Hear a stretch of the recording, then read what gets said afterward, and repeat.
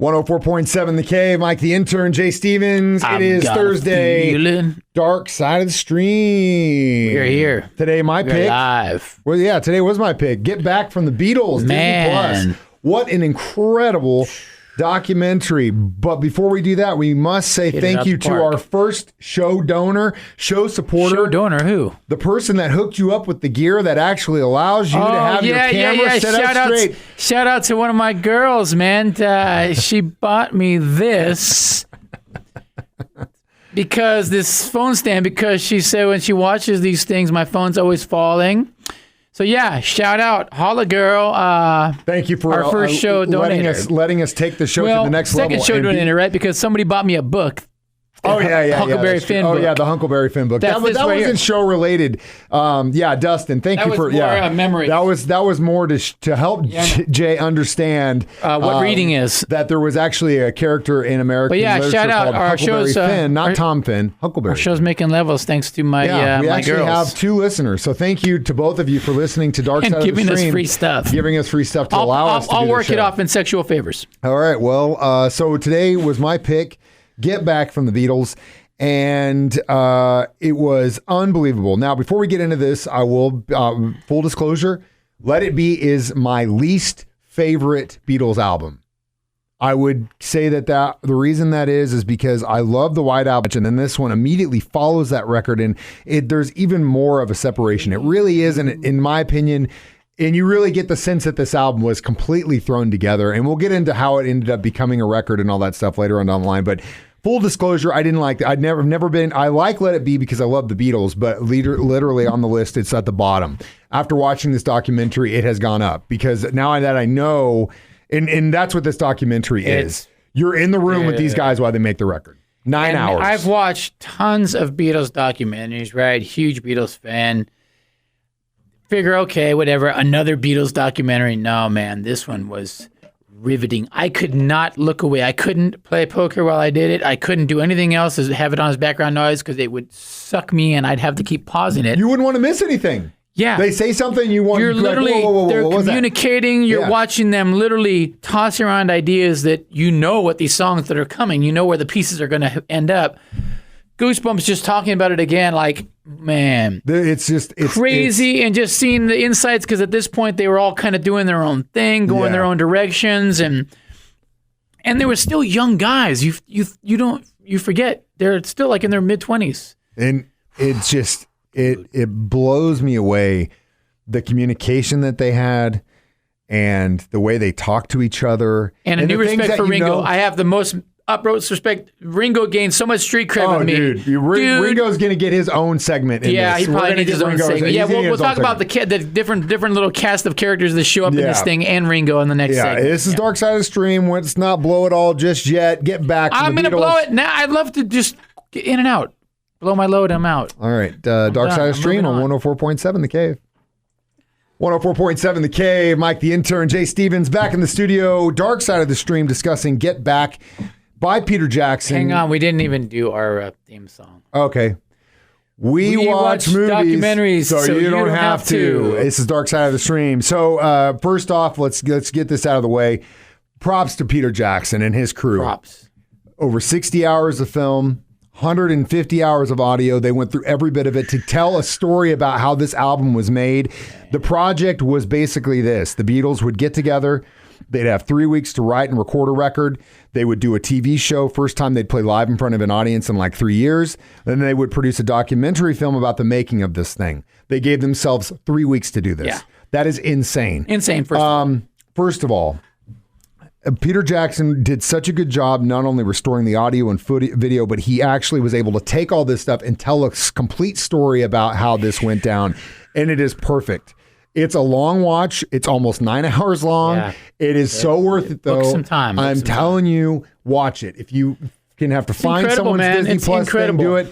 It's worth it. Now, before we give Ringo his due, let's talk about the reason what happened, because I don't want to give away all the stuff that happens, but there were a lot of cast of characters involved in the Beatles story at this point, including what they call him, Magic Nick or something, the guy they hired to like do all these things, who inevitably I think had a big part in creating a rift between the Beatles. But this guy who supposedly was this great inventor ended up costing the Beatles in the area of about £5 million in today's money of these stupid, idiotic ideas that he claimed. He was just a big talker, but he really didn't know anything about anything.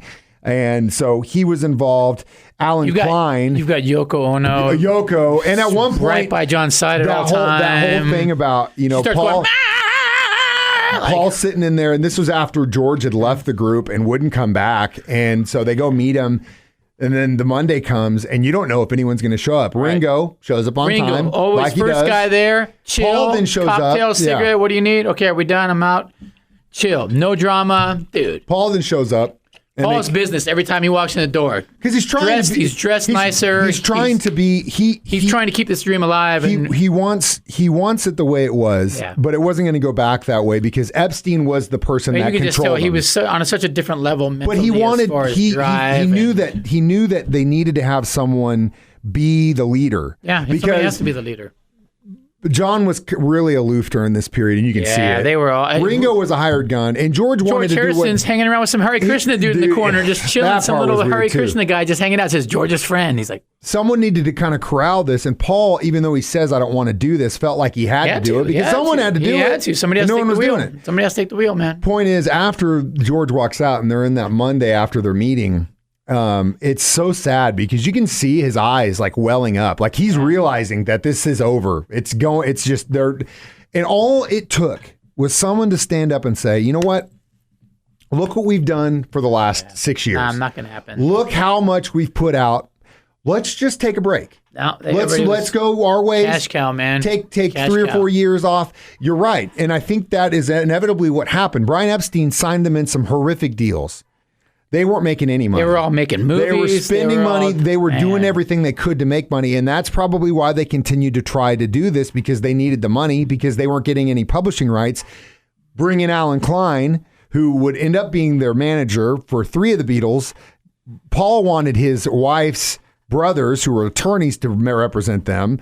That was really where it came to a head. Crazy, and that's inevitably where it ended.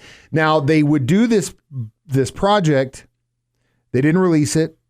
They got back together later in 1969. George Martin said, look, I will help you guys do this, but you have to let me be the boss. If you do that, I'll be a part of it. They said yes. They would record Abbey Road and put it out. And it is phenomenal. It was their last recording. Now, then Alan Klein gets involved. He's like, what are we going to do with all this Let It Be stuff? He doesn't want to waste the cash cow, as you said. They brought Glenn Johns in, though, and he did a lot of work. Glenn, which didn't get any of it put on the record. Yeah, like you didn't know he was that involved. Not at all. And Phil Spector gets brought in. That pissed off Paul, and that was it. Yeah, man. We're going to give Ringo his due. He gets his own segment because it is definitely deserved. Dark Side of the Stream discussing Get Back next on 104.7 The Cave. 104.7 The Cave. Mike the Intern, Jay Stevens in the studio. Dark Side of the Stream discussing Get Back from the Beatles. Now, I will also, for full disclosure, be the first to say that I have many times in my life given Ringo Starr a bunch of gruff. I've made fun of him about his drum solos, like the drum solo, like the ugly Beatles, I'm like, dude, untalented. No. I will never again, bro. No, for the rest of my life, the ladder, man. Ever give Ringo crap? I will never, ever give Ringo crap. He comes across as the coolest cat of them all, man. Just chill. He came in. He did his job. No drama. He Zero drama. Never caused any problems. When he was asked his opinion, he would give it. Yep. But he was never in there to create problems. He wanted to keep this thing going. He was against, they originally wanted to do, this is pretty cool.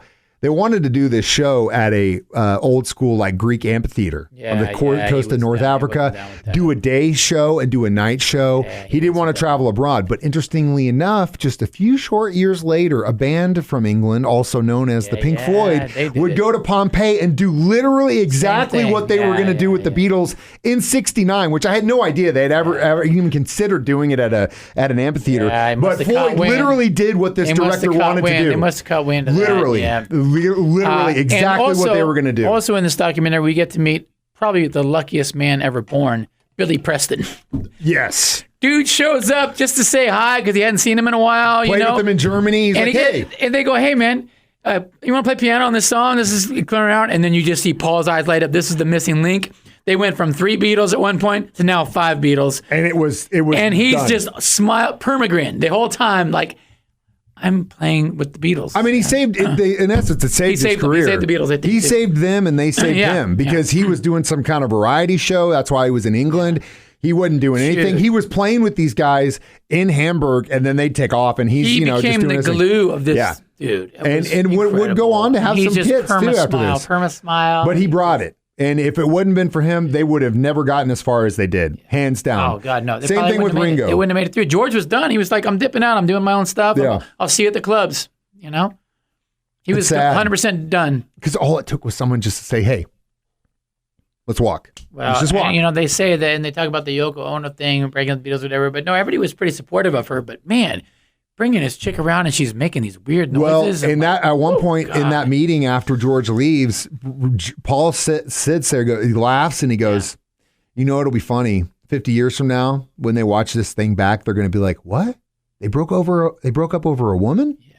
Because she sat on somebody's amp? Yeah. Like literally, they are calling it in January of 1969 what we would be talking about over 50 years later. It's unbelievable. Badass, man. But it is such a good documentary. And again, I implore you. The thing that it made me want to watch the anthology again.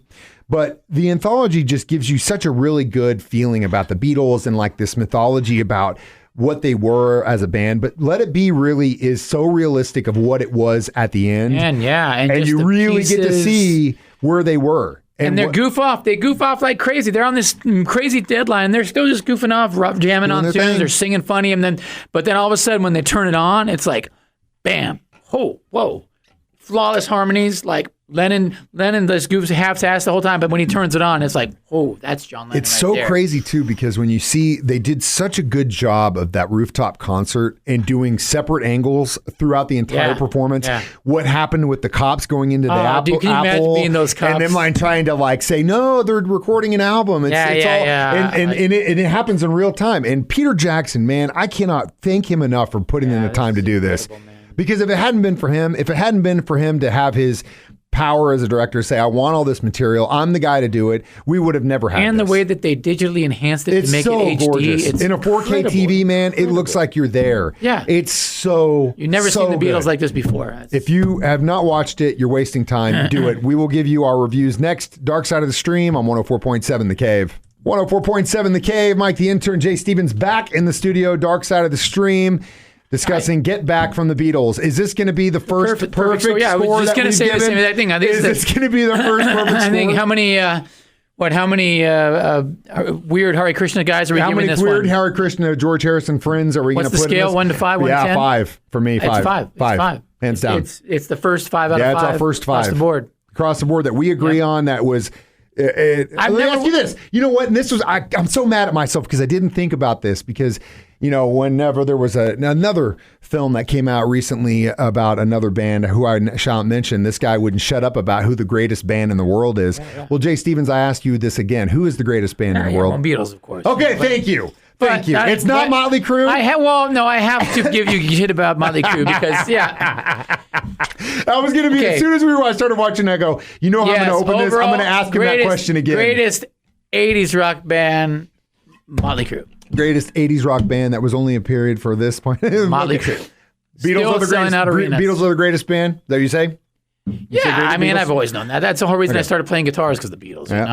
I mean, it's a lot of us deal. there, we will always complain and say that we're the biggest Beatles fans, but I'm the biggest Beatles fan. Jay is the biggest Beatles fan. And I guarantee you, if Joe Weston was in here with us right now, you know what he'd say? He wouldn't. He was the biggest Beatles fan. No, he'd say The Clash. No, he would totally. He almost argued with me Talking because he knew that we were going to do this, and he's like, "Well, I'm not going to be able to be there." And I was like, "I know." I really wish he was here. I wish he was too. Joe, if you're listening, we love you, but you know what? I'm the biggest Beatles fan. Oh man, Jay's the biggest Beatles fan. Anyway, total 5. And I'm going to put you on the spot. We got some time. What are we going to watch for the next? Me on the spot. What is the next documentary that we're going to watch? And you got anything? I pull it up on Netflix or what? Yeah, I haven't watched it yet, so pull it up. I just pushed play last night, but I got sidetracked. There's a new Tiger King, the Doc Antle Another story. one. Oh gosh, no, we don't do that. Unforgivable. No, it's about a chick disappearing, vanishing. Catching Killers. No, it should be. Is it on Netflix? New releases. Yes, I just clicked it last hold on. night. We're gonna go and through I got this. Sidetracked. Tiger King at the Docket 2, The Shack. Catching Killers looks good. The Alpinist. No. Dig Deeper. Yeah, Dig Deeper. The Disappearance of Bridget Meyer. That's it. 1989. Okay. That's next week. Dig Deeper. It's 1989 should have some good music in it. Yeah, 4 episodes. Man, you're going to make me watch 4 hours of this stuff. All right, well, it's Jay's pick. Dig Deeper. It's on Netflix. You know your deal. You can always stream these online live on Facebook and watch us. Now that we have an actual camera stand that works, Jay's not dropping the whole it. time. Thank you again for providing that. Tonight. Dustin, thank you again for giving Jay that book about Huckleberry Finn. If anybody else wants to send free stuff, obviously we use it. We will take it. Again, this is Dark Side of the Stream reminding you, we watch movies documentaries so you don't have to.